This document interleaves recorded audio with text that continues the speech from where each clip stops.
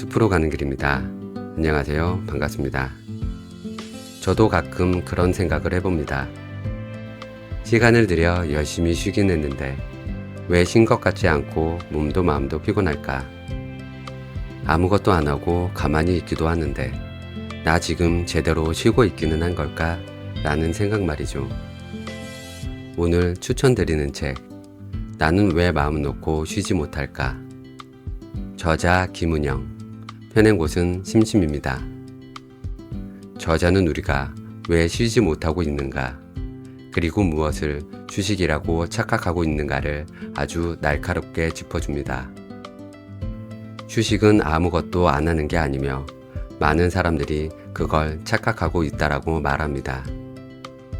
저자가 말하는 진짜 휴식은 몸과 마음을 같이 회복하는 상태를 말하며 내가 필요한 휴식의 방향을 찾기 위해 진짜 휴식의 기준을 제시합니다.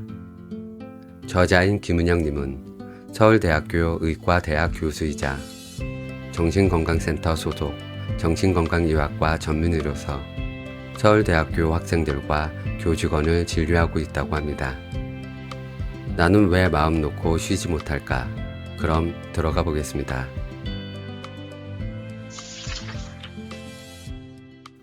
가만히 있는 건 휴식이 아니다. 30대 후반의 엔지니어 영수 씨는 치매에 걸렸나 싶을 정도로 집중력과 기억력이 엉망인 상태였다. 낮에 집중하지 못하니 밤늦게까지 종일 일에 매달리는데 조급한 마음과는 달리 자꾸 무슨 일을 하고 있었지라며 일의 흐름을 놓치고 멍한 상태에 빠지기 일쑤였다. 그럴 때면 갑자기 숨이 가빠지고 심장이 두근거릴 때도 있다고 했다. 나는 그에게 심장이 두근거릴 때는 일단 자리를 벗어나 5분이라도 호흡을 가다듬고 쉬기, 하루 30분이라도 몸과 마음을 일과 완전히 차단하는 휴식 시간을 보내기를 권유했다. 일주일 후 내가 쉬는 시간을 가졌는지 묻자 그는 어차피 뭔가 일을 하려 해도 할 수가 없는 상태였기에 많이 쉬었다고 이야기했다. 내가 구체적으로 어떻게 쉬었냐고 묻자 이렇게 답했다. 적어도 퇴근해서는 의식적으로 아무것도 안 하려고 노력했어요. 그냥 누워서 유튜브를 봤어요. 그래도 선생님이 쉬어도 된다고 말씀해 주셔서 마음은 편하더라고요. 무엇을 보셨는데요? 그냥 알고리즘에 뜨는 대로요. 뭘 봤는지 기억은 안 나네요. 제 전화번호도 까먹는 판에. 영수 씨는 쉬었다고 했지만 그 휴식이 구체적으로 어떤 상태를 뜻하는지, 자신에게 얼마나 효과적이었는지는 전혀 모르고 있었다. 놀랍게도 휴식을 단순히 아무것도 안 하는 것이라고 생각하는 사람이 정말 많다. 이런 생각의 기저에는 쉬는 시간을 단순히 비생산적인 시간이라고 보는 잘못된 사고방식에 있다. 자녀가 공부하지 않는 시간을 노는 시간이라고 여기는 부모들의 사고방식과 비슷하다. 사실 하던 일을 일시적으로 멈추는 것은 의외로 쉽다. 실제로 많은 이들이 일하다가도 어느새 자기도 모르게 SNS나 인터넷 기사, 유튜브에 빠져 몇 시간을 훌쩍 보내고 난다. 그러고는 그동안 일을 안 하고 놀았으니 쉴 만큼 쉬었다고 생각한다. 그렇다면 생각해보자. 이런 시간을 보낸 후에 몸과 마음이 편안한 쉼의 감각을 맛보았는가? 안타깝게도 내가 만난 대부분의 직장인과 학생들은 짧은 시간을 활용해 제대로 쉬었다며 만족감을 느끼기보다 일에 집중하지 못하고 쓸데없이 시간을 날렸다며 후회했다. 자기도 모르게 흘려보낸 시간 때문에 오히려 더 피곤해졌다고 느끼고 나도 모르게 자제력을 잃고 기력과 시간을 허비하는 행동 패턴에서 빠져나오기를 원했다. 제대로 쉬기 어려운 이들은 물리적으로 일을 멈출 수 없는 상황에 있어 이런 문제를 겪는 게 아니다. 그보다는 주체적 능동적으로 몸과 마음을 회복하는 방법을 모르기 때문이다. 최악의 경우 너무 지쳐서 무기력하게 가만히 있는 걸 휴식으로 착각하기도 한다. 그러다가 결국 과로와 무기력을 오가는 악순환에 빠지게 된다. 그렇다면 쉬는 것, 휴식은 정확히 무엇을 뜻할까? 쉬는 사람이 나무 아래 편안히 기대어 있는 모습을 형상화한 한자로 쉰다는 의미이며, 식은 숨을 쉰다를 뜻하는 한자로 숨을 고름, 멈춤, 생존의 의미도 함께 지니고 있다. 이를 종합해보면 휴식은 육체적, 정신적으로 하던 일을 잠시 멈추고 숨을 고르며 생존을 위해 몸과 마음을 회복하는 상태를 뜻한다. 즉, 휴식에는 멈춤과 회복의 두 가지 요소가 필요하다는 뜻이다. 이 점을 생각해보면 영수 씨의 사례처럼 시간 가는 줄 모르고 미디어에 빠져드는 행동은 적절한 휴식으로 보기 어렵다. 멈춤은 가능하지만 회복의 기능이 부족하기 때문이다. 오히려 방향 없는 미디어 시청으로 집중력과 에너지를 빼앗는 등 역기능을 할 때도 많다. 우리에게는 일을 멈추는 것뿐만 아니라 좀 더 깊고 확실한 회복의 감각을 안겨줄 휴식이 필요하다. 이제부터 멈춤과 회복을 똑같은 무게로 마음에 두고 일을 멈추고 몸과 마음을 회복하는 행위를 휴식이라고 정의해보자. 그리고 내게 필요한 휴식의 방향을 찾기 위해 평소 자신이 휴식이라고 생각했던 행동이 다음 기준에 부합하는지 점검해보자.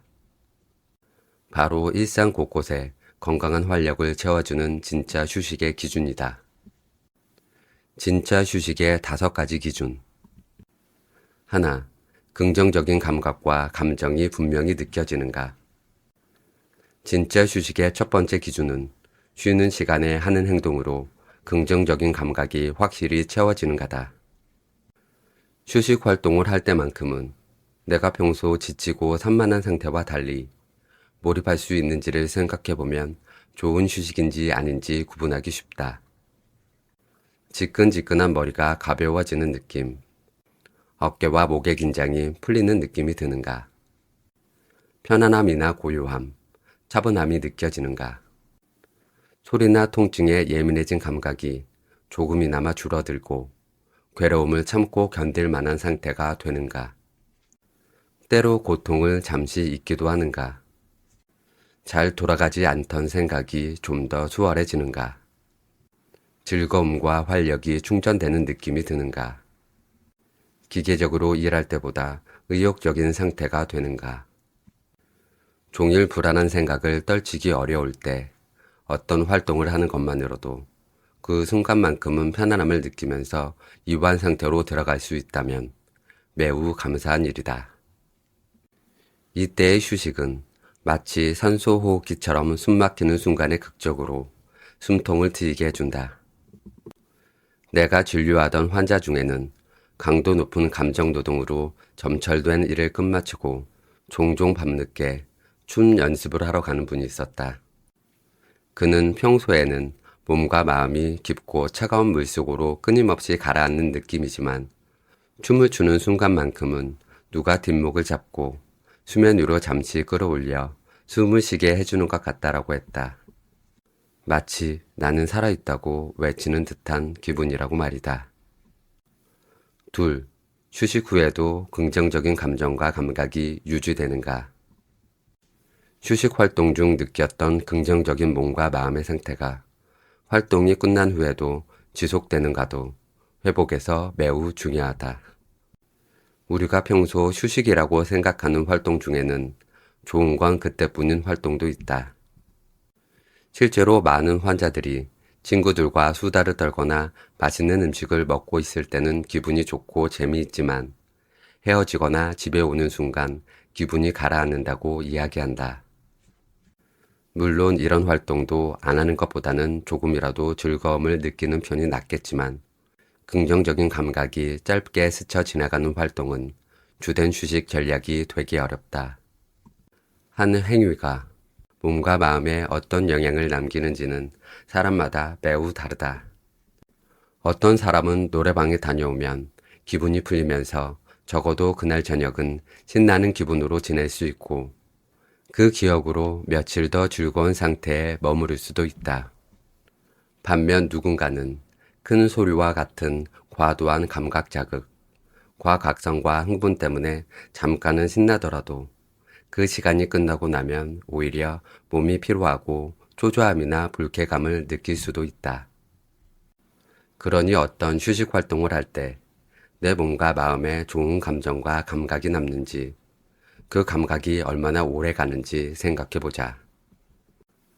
내 경우를 예로 들면 오전에 명상을 곁들인 요가를 하면 만족감뿐만 아니라 몸과 마음이 가벼워지면서 적어도 그날 하루만큼은 편안한 마음으로 일할 수 있다. 내게 진료를 받던 한 학생은 인간관계 갈등으로 자신감이 바닥나고 우울한 상태였지만 클라이밍을 시작한 후 활력과 자신감이 일주일 내내 유지된다며 좋아했다. 어떤 환자는 뜨개질을 느리게 10분이라도 하다 보면 손이 저절로 움직이고 마음이 몹시 차분해지면서 반나절은 편히 지낼 수 있다는 이도 있었다.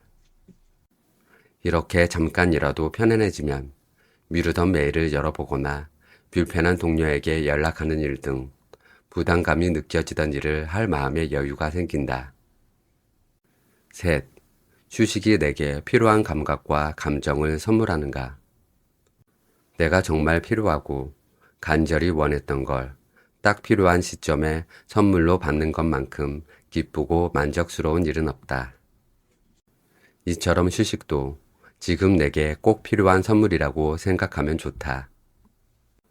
몸과 마음 상태, 주어진 시간, 환경적 요건 등을 고려해 내게 딱 필요하고 적합한 활동이 무엇인지 살펴보자.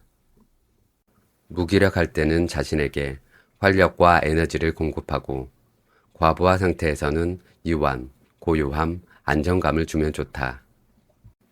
과로로 지쳤을 때는 느리고 조용한 자연으로 떠나는 여행이, 권태로 의욕이 떨어진 상태에서는 사람 사는 활력이 느껴지는 시장이나 축제, 새로운 곳으로의 자유여행이 즐거움을 줄 것이다. 꼭 여행이 아니더라도 일상 속 작은 활동으로 필요한 감각이 충족된다면 그 활동은 내게 적절한 휴식이라고 할 수 있다. 물에 젖은 휴지처럼 축 처지고 무기력할 때는 편안한 소파에 기대어 가벼운 재즈를 들으면서 조금이라도 가볍고 편안한 느낌이 들도록 몸을 풀어주면 좋다. 종일 컴퓨터 앞에 일한 탓에 안면 근육과 몸의 긴장이 느껴진다면 잠시 눈을 감고 명상을 하거나 창밖의 자연을 바라보는 시간을 갖자. 단 5%라도 긴장 상태가 해소된다면 짧은 휴식 또한 내게 맞는 작은 선물이 될 수 있다. 넷, 휴식이 자발적, 능동적으로 이루어졌는가? 요즘은 볼거리가 넘쳐나다 보니 유튜브, SNS, OTT 등 온라인 채널 영상을 보거나 게임을 하는 등 미디어를 이용할 때 유일하게 몰입이 되고 즐거움을 느낀다는 사람들이 많다. 물론 미디어 시청이 꼭 나쁜 것만은 아니다. 나 또한 가끔 유튜브로 베이킹 영상을 보면 재미를 느끼고 마음이 풀어지며 새로운 발상에 자극을 받아 상상력이 불타오르기도 한다. 문제는 많은 이들이 회복의 효과를 기대하면서 능동적, 자발적으로 미디어 보기를 선택하는 것이 아니라 영수 씨처럼 달리 할 일이 없어서, 딱히 재미있는 게 없어서 일을 하지 않으려고 나도 모르게 미디어에 빠져들어 멍하니 영상을 들여다보다 조절력을 잃고 만다는 점이다. 조절되지 않는 미디어 사용은 집중력, 기억력 등 인지 기능을 저하하고 각종 근골격계 통증을 유발하는 등 명백히 건강을 위협한다. 때문에 미디어 시청이나 게임만을 유일한 휴식의 전략으로 삼는 것은 위험한 일이다. 이런 활동에만 몰두하면 자칫 휴식에서 중요한 요소인 회복과 멀어질 수 있다. 휴식은 내 몸과 마음 상태를 자각하고 나와 친해지면서 나를 조절하는 능력을 회복하는 능동적인 행위다. 이건 어떨까? 재미있을까? 내가 얼마나 편안해질 수 있을까처럼 나에 대한 친절한 호기심을 바탕으로 다양한 활동을 이것저것 시도해보고 그중 좋은 느낌을 받았던 활동을 선별해서 알맞은 때에 내게 선물하는 일이다. 쓰러질 정도로 지쳐 기력 없이 누워 있을 때라도 너무 힘들어서 어쩔 수 없이 누워만 있다고 생각하는 것과 지금 나는 절실히 유한이 필요해 따뜻한 물속에 몸을 담그고 있다고 상상하면서 최대한 긴장을 풀어보자라고 생각하며 유한하는 것 중 어느 쪽이 더 휴식의 효과가 클까? 누워있는 시간은 같더라도 이완의 깊이뿐만 아니라 내가 나를 조절할 수 있다는 자신감과 만족감의 크기에 큰 차이가 있을 것이다. 5. 오랫동안 지속 가능한 건강한 방식인가? 우리는 불확실한 사회를 살아가지만 역설적이게도 우리가 매일 겪는 스트레스는 눈에 빤히 보일 정도로 예측 가능하고 만성적인 경우가 많다. 매일 마주치는 불편한 동료들이나 가족, 주기적으로 다가오는 마감과 야근, 반복되는 취업 실패, 나이 들며 점점 더 밀려나고 축소되는 사회적 역할, 월말에 보는 텅 빈 통장 잔고 같은 것들이 이에 해당된다. 문제는 어떤 스트레스가 닥칠지는 예측할 수 있어도 정작 스트레스를 해결하거나 문제 상황에서 벗어나기는 매우 어렵다는 점이다. 때문에 일상적인 스트레스가 주는 몸과 마음의 부담감을 덜고 그 상황을 좀 더 쉽게 견딜 수 있도록 필요할 때 바로 실천할 수 있는 휴식이 필요하다. 그렇다면 어떻게 해야 할까? 바로 오랫동안 안정적으로 쉽게 할 수 있는 휴식 방법을 찾아 익히면 큰 도움이 된다. 긍정적 부담이 적은 산책이나 달리기, 명상, 미술 작품이나 음악 감상 등이 이에 해당된다. 해외여행이나 호캉스처럼 많은 돈과 시간이 필요해 오히려 일상에 부담을 주는 활동이라면 1년에 한두 번은 가능하겠지만 휴식이 필요할 때마다 실천하기는 어렵다. 많은 이들이 스트레스 해소 방법으로 선택하는 쇼핑 역시 마찬가지다.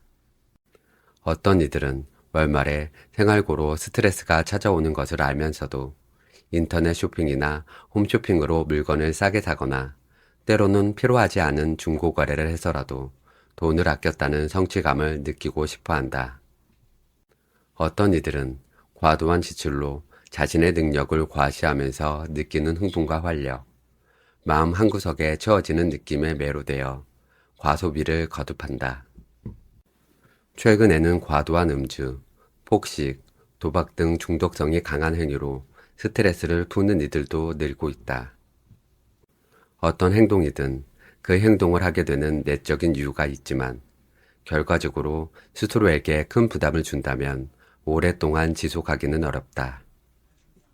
건강과 일상을 해치는 행동은 휴식이라기보다 반대로 건강한 휴식과 돌봄이 필요하다는 강력한 신호다.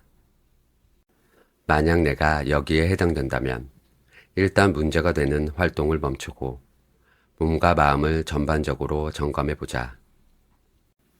구체적으로 어떻게 해야 할지 모르겠다면 혼자 끙끙대기보다는 전문가를 찾는 것이 가장 안전한 방법이다. 어떤 휴식이 내게 효과적일지는 자신만이 알 수 있다. 자신의 몸과 마음, 깊은 곳에서 느껴지는 감각과 감정을 살펴야만 진짜 휴식의 감각을 누릴 수 있기 때문이다. 내 휴식 설계사가 될 수 있는 사람은 나뿐이다. 제대로 된 휴식을 취하려면 활동에 필요한 비용이나 사회적 능력, 환경과 같은 예외적인 조건보다 스스로의 호기심을 갖고 일상 속의 크고 작은 순간에서 느껴지는 감정과 감각에 주의를 기울이는 태도가 더 중요하다. 내가 어떤 스트레스에 특히 취약한지, 그럴 때 나는 어떤 방식으로 문제에 대처했는지, 그 방식을 택한 이유가 무엇이며 장단점이 무엇인지 살펴보자.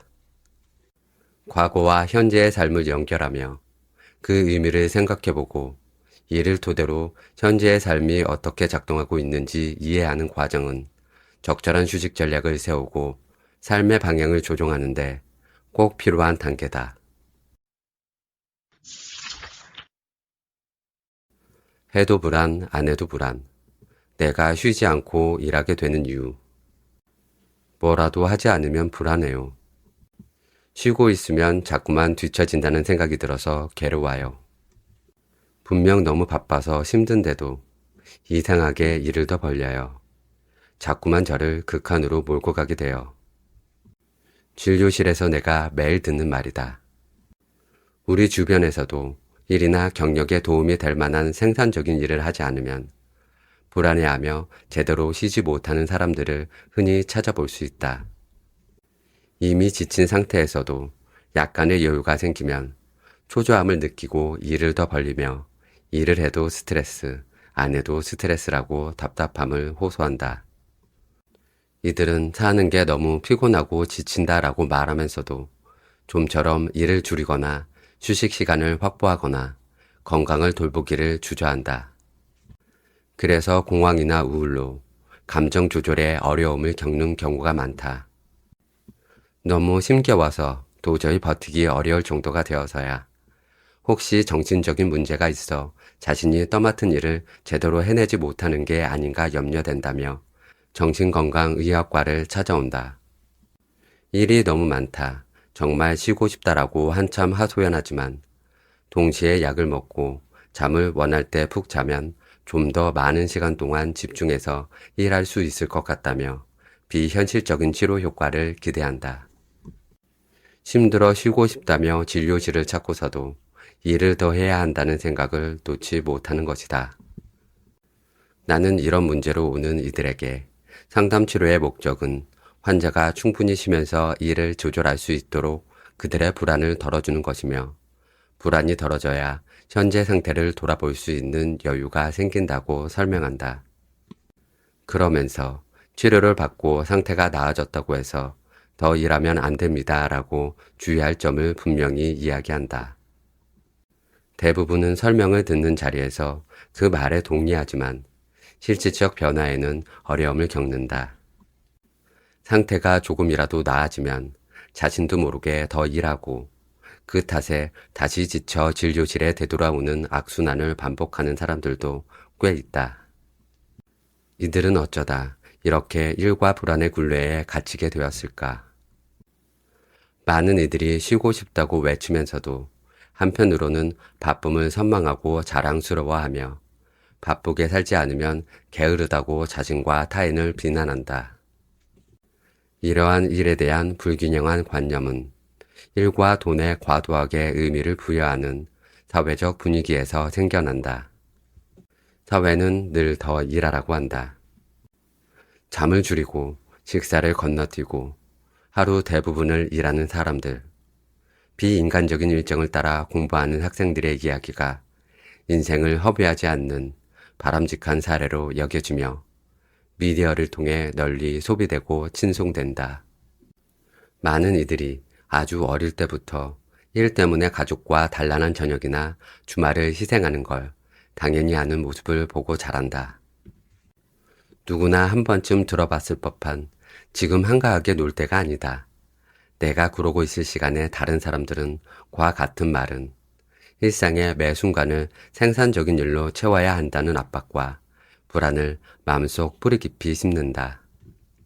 이렇듯 생산성에 대한 압박이 세상에 만연한 탓에 번아웃이 점차 보편적인 사회적 현상이 되어가고 있다.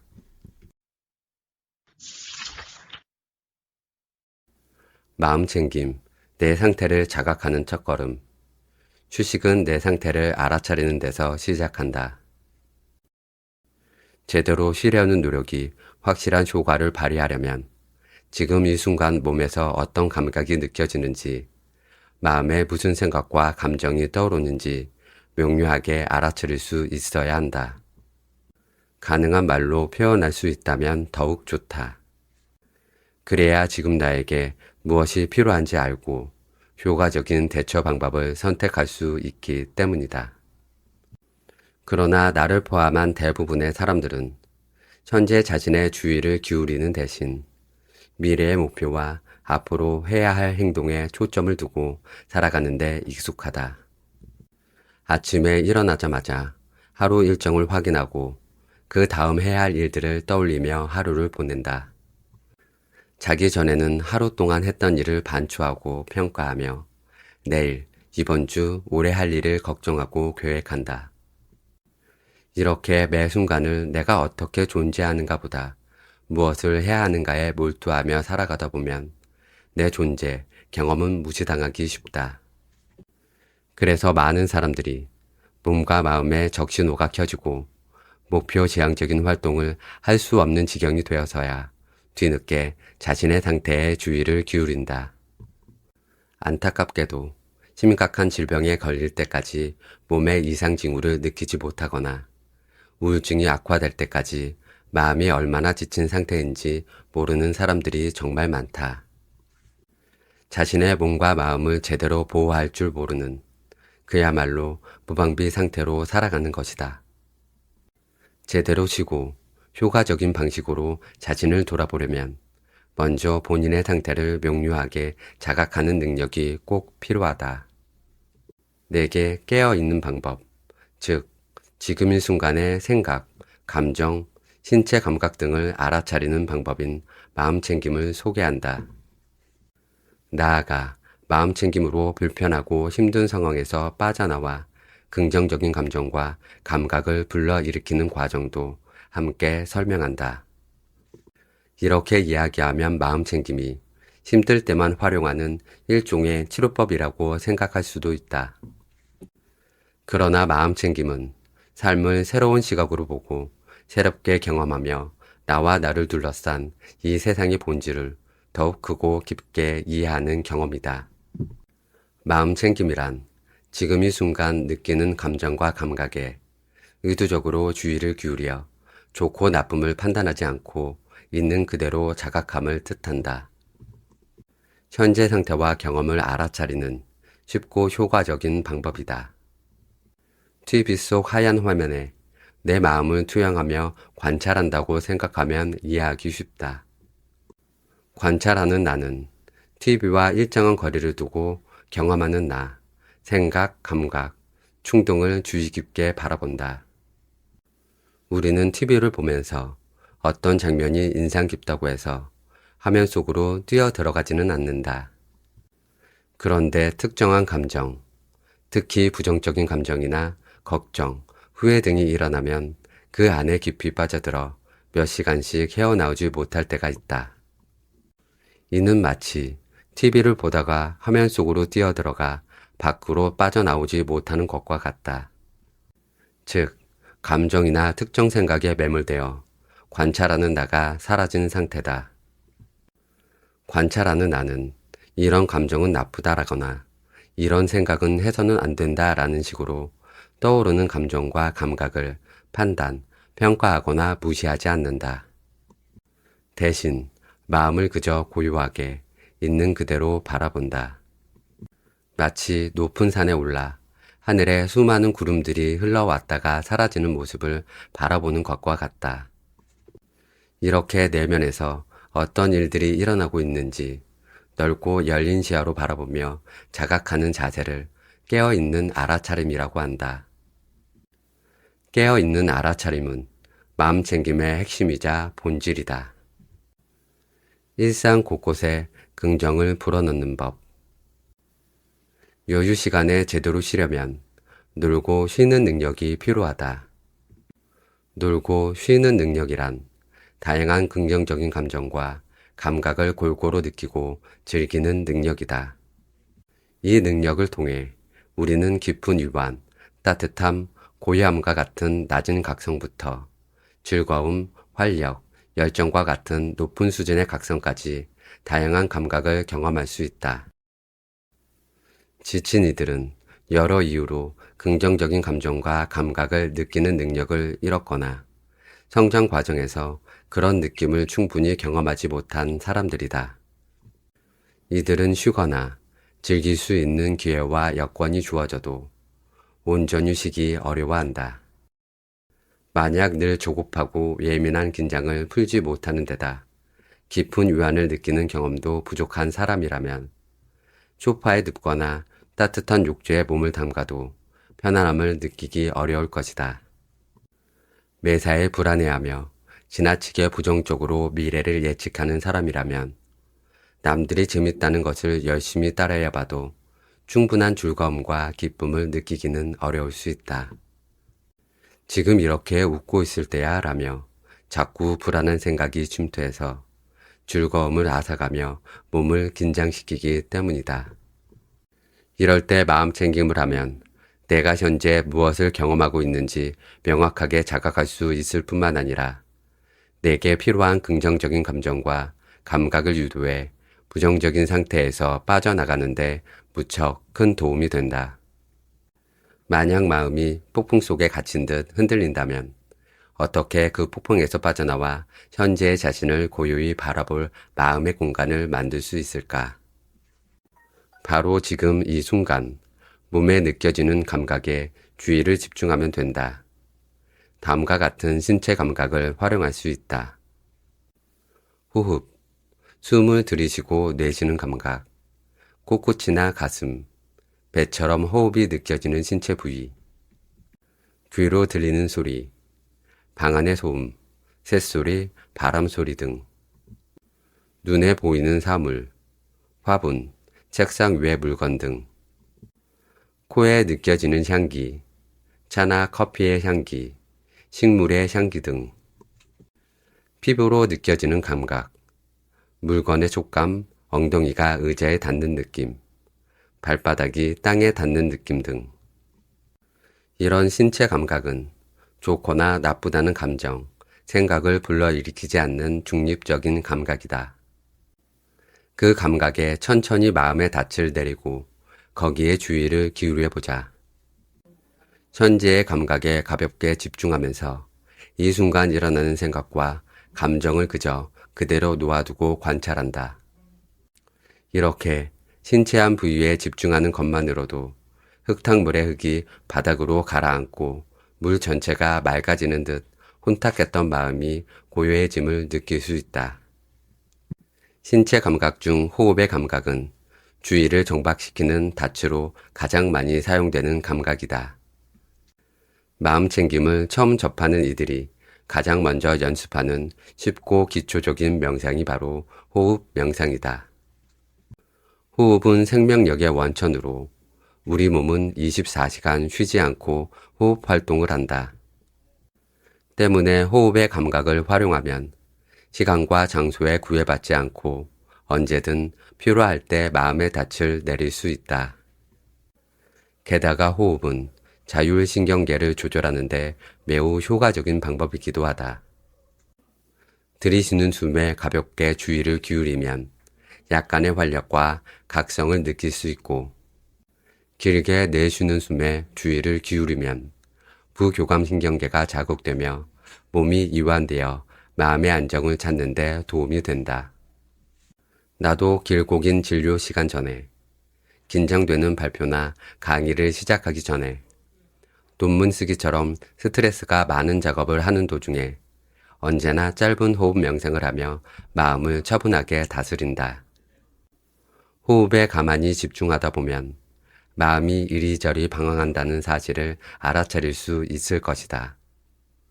그러면 다시 호흡에 주의를 기울이며 흩어진 마음을 모은다. 이것이 바로 깨어있는 알아차림이다.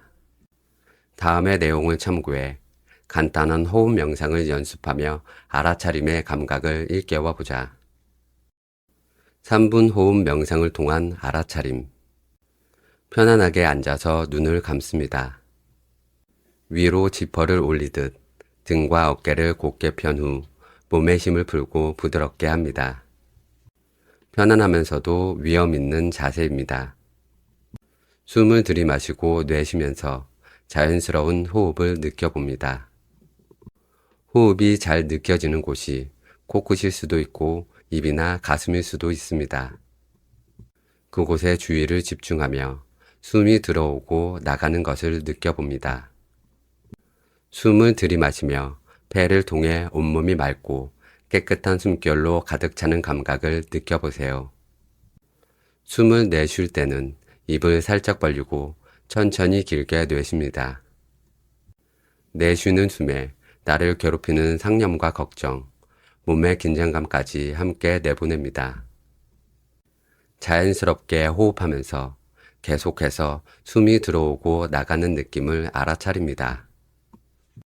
지금 호흡을 잘하고 있다, 못하고 있다라는 생각이나 평가 없이 현재 숨 쉬고 있는 그대로 내버려 둡니다.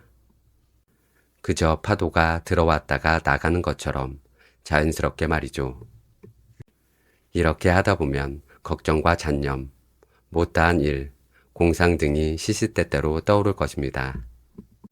이럴 때는 마음이라는 것이 원래 그렇게 나타났다 사라지는 것임을, 방황하는 것임을 자각합니다. 자신의 마음이 무엇으로 인해 산만해졌는지 알아차리고 편안하게 호흡으로 주의를 다시 되돌립니다.